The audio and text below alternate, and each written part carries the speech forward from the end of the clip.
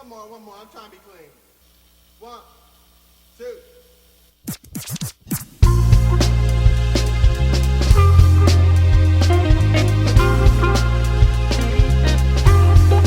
I've got to laugh for miles, 'cause I got hope and smiles. I am an idealist who believes. Hello, how are you doing today? Welcome back to another episode of Juxtaposition.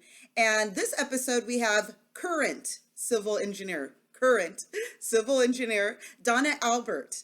And I am interviewing her to see how she became a part of the climate movement. And we have an unexpected second guest who shows up and pretty much takes over a lot of the video. And well, as we're talking about climate and the environment, the second guest is the wind. So we've added closed captions so that you can better understand what Donna is trying to convey in her story and journey into the climate change and climate strike movement. Thank you so much, and don't forget to subscribe to Juxtaposition. Enjoy. Excellent. How are you doing today, Donna? Hi, good. And so today is November 1st, 2019, and this is a Friday. And you had said you've come out since September every Friday to do what? To support the children who are asking us to do something about climate change so they have a future. And may I ask you, how did you first get involved with the climate change movement? Well, I'm an engineer. I work for the state of Washington, and in 2007, my job was managing the construction of new buildings. There was a training. One of my friends told me, "Hey, there's this training. It looks really interesting." And so we watched it. It was online. They called it the Global Teach-In. It was about climate change. And the presenters were, the two that I remember were Ed Masria, who is the architect who created the program Architecture 2030, which is a plan to make our buildings lower carbon emissions. And the other presenter was James Hansen. And he, at the time, was still working for NASA. And I was just blown away by the things he was saying. I had heard about climate change, and I would read about it. I kind of like to read the New York Times. And the articles would say, yes, there's climate change, but this other person says, no, there probably isn't, or we're not sure yet. But Dr. Hansen was saying, it's an emergency, we need to do something right now, we've got to stop burning fossil fuels. And I went home and told my husband, there's something really big happening. We should watch the news tonight, see if we see it on the news. And so we watched the news, nothing. I said, well, sometimes it takes a few days for journalists to catch on to a story. So we watched the news all week. So I'm very slow, apparently. I didn't realize that journalists had not been covering climate change as they should. Right. And so figured that out. Really disappointed in journalism in general. And one of the organizations that was supporting this global teach-in was 350.org, Bill McKibben's organization. Well, 350.org was promoting the summer of 2007, some community events, and they were asking for volunteers to conduct these community events. So a few of my friends got together and did this Step It Up 2007 in Olympia. And we had a lot of people show up. There's a lot of interest. We had electric cars there and people to talk about climate, and it was really cool.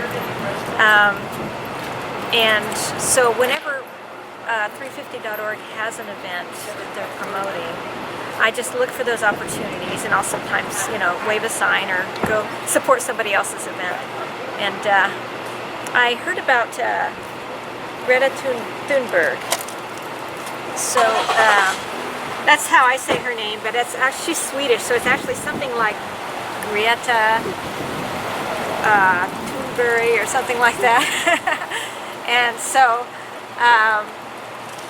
in September this year, she and the other children who've been striking for climate asked that adults also support them. And so she's about the age of some of my grandchildren. Well, my grandson Terrence is about her age, and so I wanted to be supportive. And you should look up her story if you have a chance. It's very, very interesting. She just decided that she would. She was concerned about climate. She thought her government wasn't doing what they could, and she decided to sit in front of the government building with her sign that said "Climate Strike," and she was missing schools on Friday, so she called it the Climate Strike. The other children started to join her, and now a year later, almost everybody knows about Greta and what she's trying to do. Yeah. And I wanted to support that because I'm concerned about the future of my own grandchildren, the world that we're living for them, the world that we're leaving for them. It's just really scary, and it's unnecessary. We know exactly what to do. We need to stop burning fossil fuels. Absolutely. A little bit more about the climate strike, especially for what you're doing on your own. Have you had a lot of support here since September, coming out every Friday at noon? Well, people have been friendly. They come by and they ask, what's this sign about? Yeah, but yeah, and it's a small town, so everybody knows me. Which is wonderful. And have you had children or teens participate in the climate strike here? Well, a few weeks ago, gosh, I'm trying to remember the date. I'm sorry, I don't remember the date. We had an event where we invited everybody who was interested to come and strike, and we had 50 people here. And this is wow. This town is a town of 4,000. I forget how many are in the county, but it's a rural county. Oh yeah, I think 77,000, yeah. like 2010 census. Yeah. So, and we had several pastors from churches come and they spoke. That's wonderful. This is great because it's really a moral issue. What we're doing is we're leaving a diminished planet for our children. Absolutely. So, yeah. And I really like hearing that the faith community actually stepped out here. Yes, they did.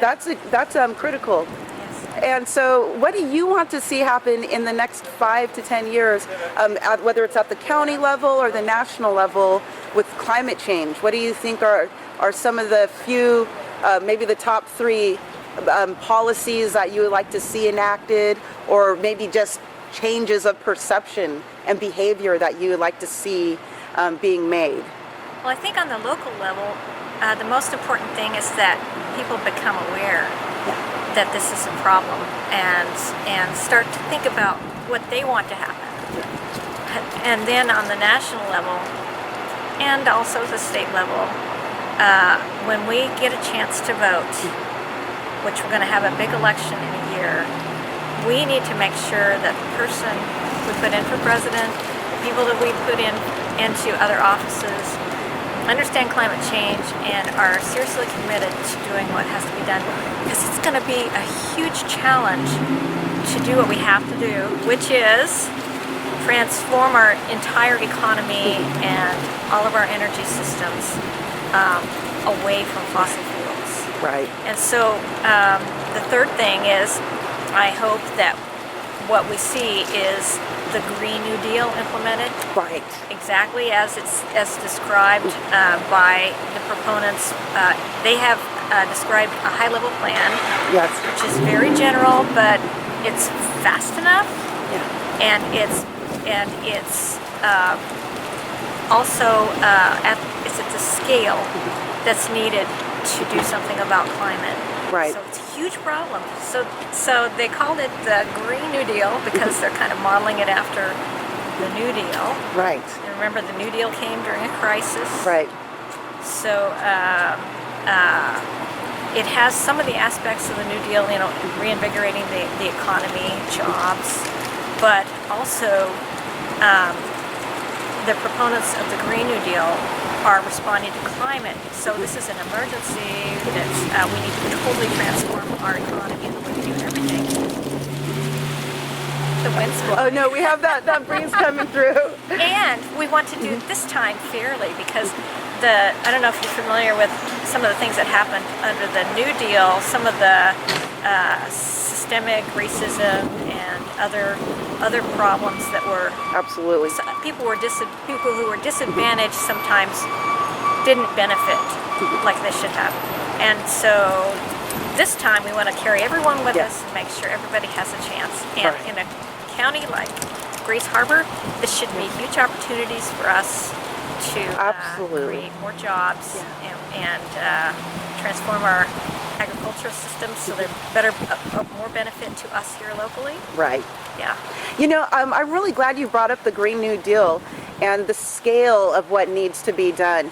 One thing that has been really intriguing to me is how over the last 20, 30 years, our economy has been so transformed that it's global, it's highly connected, and there's pretty much no borders. Yeah. And so, of course, we've seen a lot of loss of industry because of that. So what do you think? Do you think the new Green Deal can help transform economies like this? I think you said yeah, but do you see like how it might have a great effect on small communities like this who have faced deindustrialization in the past? I don't know how they'll do it, and that's not my expertise, but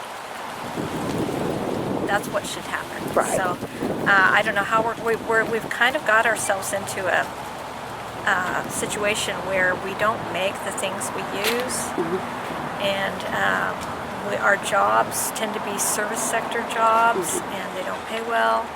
So I hope a lot of smart people are thinking about this. Right. It should be our children that are making the solar panels and the wind turbines and the electronics and all that. And I understand that people will say that's a pipe dream because everything's made in China, but we need to have our own industry here. Yeah. A clean industry. We need to be careful how we do it. Right.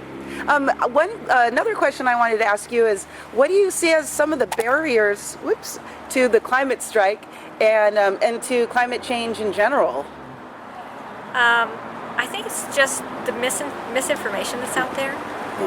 Because if you listen to people talk, a lot of times they're just imitating whatever they heard on the news.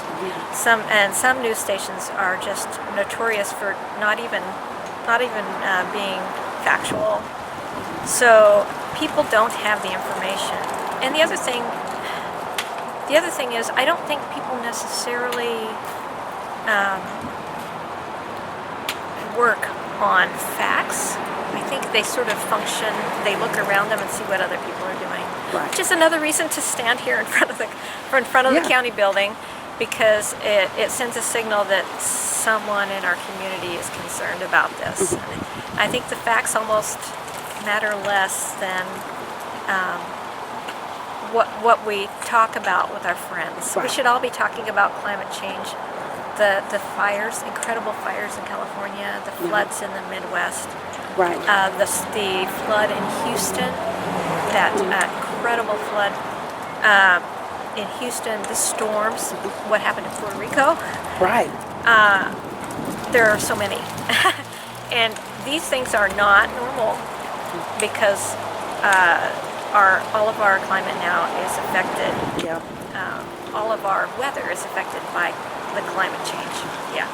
When you talk to your children and your grandchildren about climate change and these issues, what are some of their responses? Are they concerned for their future?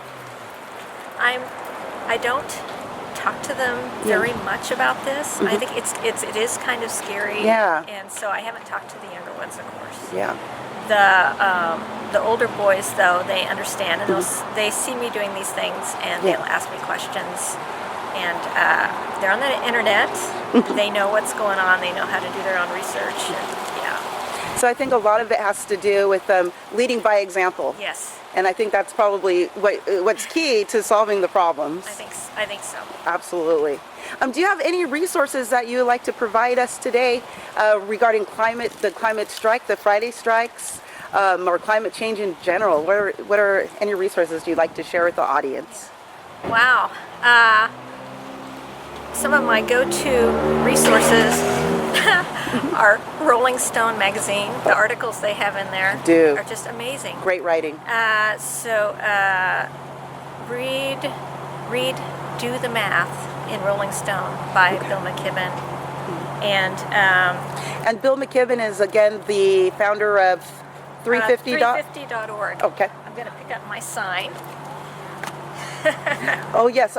Let's definitely see these signs. This is great. Can you see it? Absolutely. Okay, Fridays for Future is a Twitter, what do you call it, a tag? Yeah.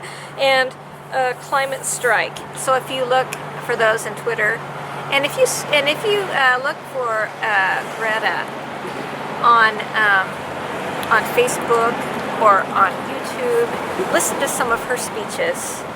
I think she's right on. Absolutely. Yeah. Thank you so much, Donna. Thank you for being on Juxtaposition and sharing with us about the Friday climate strike and the climate change.